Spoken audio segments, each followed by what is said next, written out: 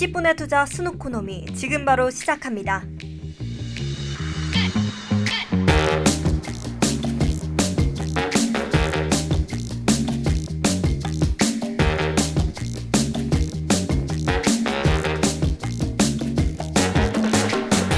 안녕하세요. 캠퍼스에서 밥 먹으면서 또 지나가면서 얻게 되는 경제 지식 20분의 투자 스누코노미입니다.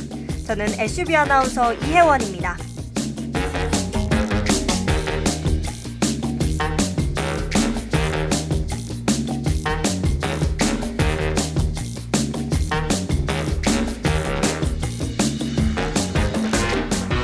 지난 1회차에서는 88 부동산 대책과 빅컷에 대해서 이야기 나눠봤습니다. 오늘 2회차에서는 세계 경제, 그중에서도 미국 경제와 우리나라 경제의 관련성에 대해서 이야기한 후 우리나라 주식시장에 대해서 간략하게 소개해드리겠습니다. 그러면 그 자세한 이야기 살펴보시죠.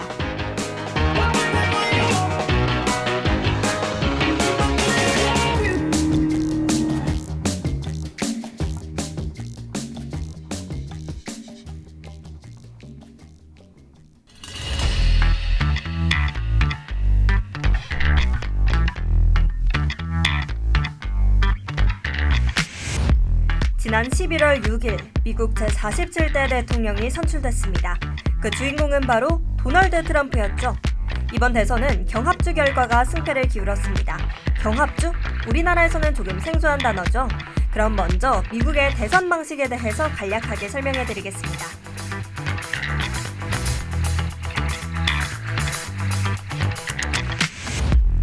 미국은 선거에 있어서 독특한 제도를 가지고 있습니다. 이는 선거인단 제도인데요. 미국에서는 우리나라처럼 모든 유권자가 원하는 후보에게 한 표씩 투표합니다. 그런데 여기서 차이가 있습니다. 바로 후보자와 유권자 사이에 선거인단이라는 그룹이 있다는 겁니다. 이 선거인단은 대체로 각 주의 인구에 비례해서 할당됩니다.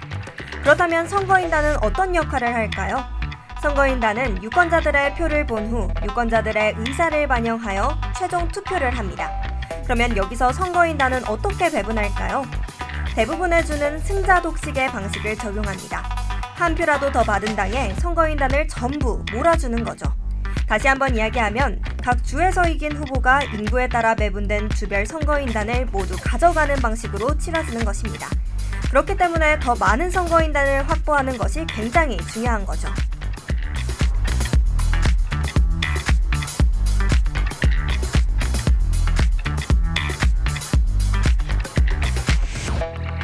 미국 대통령에 당선되기 위해서는 538명의 선거인단 중 과반인 270명 이상을 확보해야 합니다. 그런데 이번 대선에서는 트럼프가 선거인단 277명을 확보한 겁니다.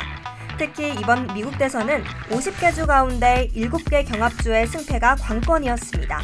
트럼프는 승패를 결정짓는 경합주인 펜실베이니아와 조지아, 노스캐롤라이나 등 7곳에서 전승을 거두며 승리를 확정지은 겁니다.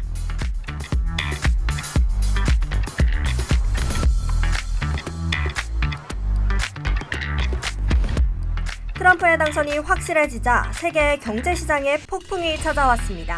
이러한 현상들은 트럼프 트레이라고도 하는데요. 트럼프 정책에서 이익을 볼 수 있는 자산에 투자하는 것을 말합니다. 그렇다면 왜 세계 경제 그리고 한국 경제에 미국의 경제가 중요한 것일까요?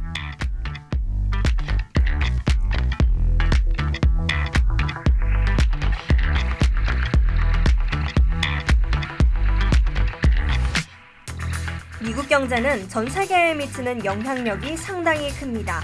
미국은 세계에서 가장 큰 경제대국 중 하나이며 세계 경제의 약 25%나 차지합니다.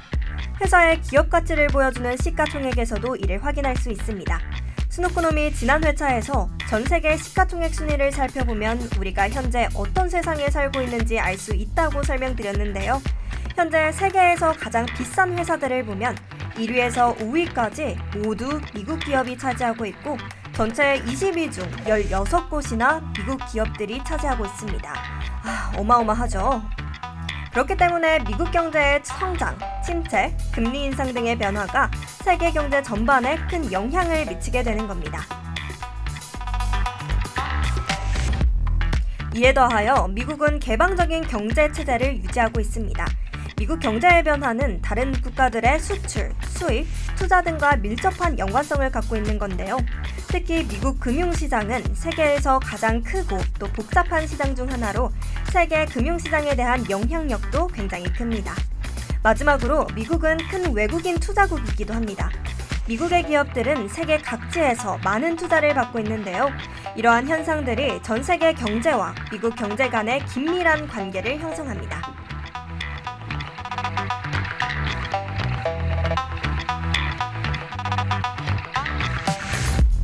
그렇다면 다시 돌아와서 미국 제47대 대통령 당선으로 인한 세계 경제 상황은 어떨까요? 뉴욕 증시에서는 연일 사상 최고치가 바뀌는 트럼프 랠리가 이어지고 있습니다. 주식뿐만 아니라 가상화폐 시장에도 큰 폭의 상승이 이어지고 있죠. 하지만 우리나라의 경우는 조금 다릅니다. 트럼프 랠리에서 소외된 것인데요. 그 가장 큰 이유는 트럼프 2기의 미국 우선주의 정책이 한국 경제에 직격탄을 날릴 것이라는 우려 때문입니다. 여기서 미국 우선주의 정책이란 무엇일까요? 미국 우선주의 정책은 미국 산업과 일자리를 보호하기 위해 다른 나라 제품에 더 많은 세금을 매기는 겁니다. 트럼프가 공약대로 관세를 올리면 한국의 대미 수출이 어려워지고 여기에 더해서 미중 갈등이 심화된다면 중국 의존도가 높은 우리나라 특성상 경제에 큰 타격을 입을 수 있다는 전망입니다.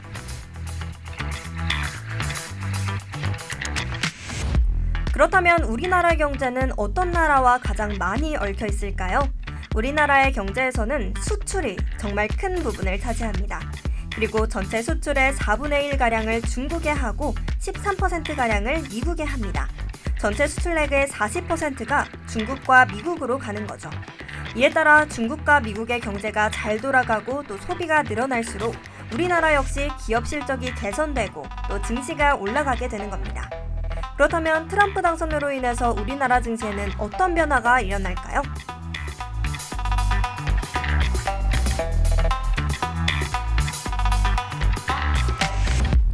먼저 우리나라 업종별 주가 흐름에서 희비가 나타났습니다. 우선 방산주 주가가 급등했습니다.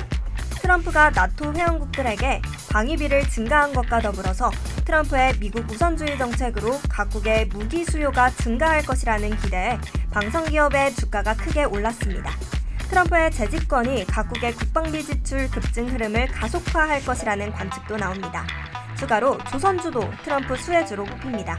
트럼프가 미국 조선업이 한국의 도움과 협력이 필요하다고 하면서 한국의 세계적인 군함과 선박 건조 능력을 잘 알고 있으며 선박의 수출뿐만 아니라 보수, 수리, 정비 분야에 있어서도 긴밀하게 한국과 협력할 필요가 있다고 언급했기 때문입니다. 또 동시에 배터리주 주가가 급락했습니다. 트럼프가 이전 정부의 친환경 정책을 되돌리면서 타격을 받을 것으로 예상됐기 때문입니다. 이뿐만 아닙니다. 외환시장도 솟구쳤습니다. 6일 당일 달러 대비 원화 환율은 달러당 1,374원으로 개장했지만 이날 저녁에는 연중 최고이자 2년 만에 가장 높은 가격을 찍으며 1,400원을 넘겼습니다. 이러한 1,400원대 환율은 1997년 IMF 외환위기와 2008년 글로벌 금융위기, 2022년 미국발 고금리 충격 이후 네 번째입니다. 특히 이번 현상은 대내외적인 경제 충격이 없는데도 환율이 1,400원 선을 넘어서 더욱더 이례적으로 보입니다. 트럼프가 대외적으로는 달러 약세를 외치고 있지만 트럼프가 백악관 주인이 되면 원화 약세 시대가 찾아올 것으로 예측되는데요. 트럼프의 감세, 재정 확대 정책으로 생기는 재정 적자를 메꾸기 위해서 국채 발행을 늘리고 국채 가격은 하락할 텐데 금리가 오르면 달러 가치도 오를 가능성이 높기 때문입니다.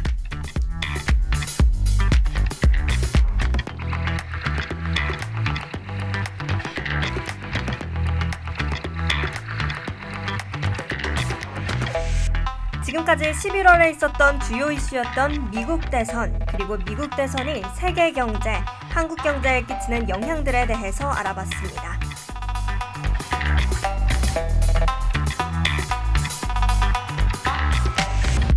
미국 대선 결과로 전 세계의 경제, 특히 주식 시장이 많이 움직이고 있는 것 같죠?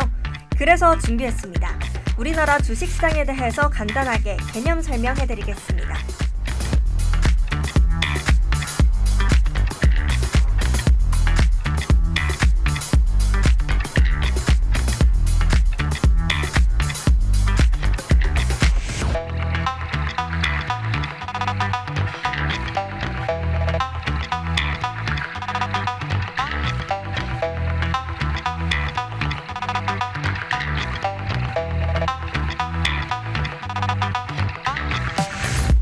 먼저 주식이란 무엇일까요? 주식은 회사의 자본을 만들기 위해 발행하는 증권입니다. 주식을 사면 투자자는 그 회사의 주인, 즉 주주가 됩니다. 회사는 주주의 돈을 자금으로 회사를 운영하고 이를 통해 벌어들인 이익을 주주에게 돌려줍니다. 주주는 회사 운영에 참여할 수 있는 자격도 갖습니다. 자신이 가진 주식 수만큼의 권리를 갖는 겁니다. 이러한 주식은 거래소에서 자유롭게 사고 팔 수 있습니다. 회사의 가치가 변하면 주식 가격도 변하기 때문에 주식을 거래하면서 이익을 얻거나 또는 손해를 입을 수도 있습니다.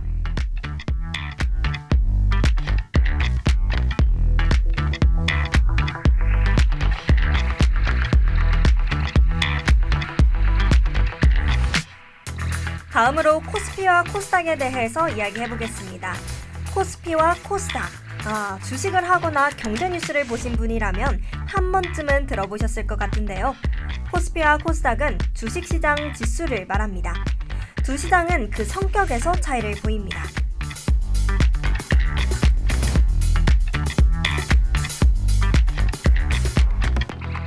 먼저 코스피는 한국종합주가지수라는 뜻입니다. 유가증권 시장에서 거래되는 기업들의 주식 가격 변동을 종합 정리해서 만든 지수를 말합니다. 여기서 유가증권 시장이란 주식 시장을 뜻하는데요. 이 코스피 시장은 비교적 규모가 크고 안정적인 종목들, 즉 우리에게 익숙한 우리나라 대기업의 주식이 모여 거래되는 시장입니다. 따라서 코스피는 제1시장이라고도 하는데요. 이렇게 제1시장인 만큼 유가시장에 등록되는 것도 쉽지 않습니다. 코스피의 한 종목으로 등록되는 것을 상장이라고 합니다. 코스피에 상장되기 위해서는 자기자본 300억 원 이상, 상장 주식수 100만 주 이상, 일반 주주 700명 이상 등의 요건이 필요합니다. 그래도 코스피에는 이미 성장되고 유명한 기업들이 많이 상장되어 있는 만큼 투자에 있어서도 그 위험성이 비교적 적겠죠?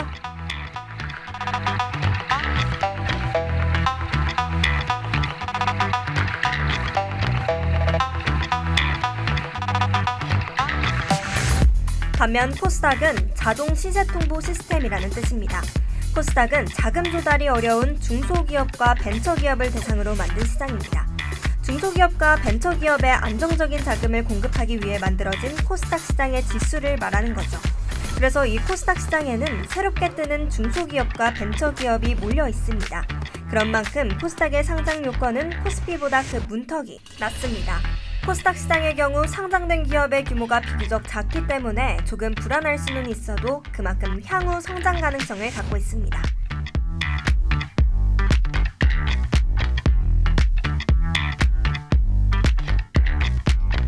그렇다면 코스피 지수, 코스닥 지수는 어떻게 계산할까요? 코스피는 코스피 지수의 기준일인 1980년 1월 4일의 시가총액을 100으로 하고 현재 시가총액과 비교해서 계산합니다. 코스닥도 동일한데요. 코스닥의 기준일 1996년 7월 1일 시가총액과 현재의 시가총액을 비교합니다. 다만 코스피보다 더 많은 시가총액으로 출발했기 때문에 기준점의 시가총액을 100이 아닌 1000으로 해서 계산합니다.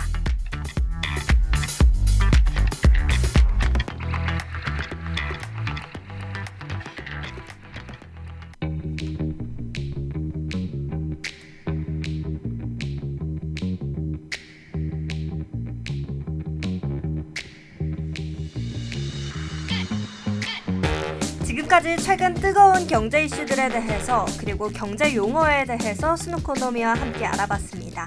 학우분들의 20분이라는 시간 시대가 여러분의 일상 그리고 인생에 있어서 상승선으로 이끌어주는 투자가 되길 바라며 오늘 스누코노미 여기서 마치겠습니다. 지금까지 애쉬비 아나운서 이혜원이었습니다. 고맙습니다.